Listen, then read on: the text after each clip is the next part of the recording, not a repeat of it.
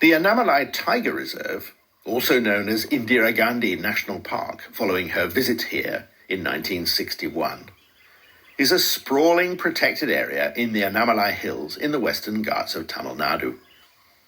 It spans approximately 1,500 square kilometers, and it is possible to visit two separate parts, Valparai and Top Slip.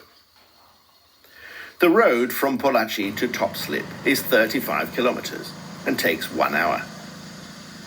Top Slip, at 800 meters elevation, is an eco-tourism zone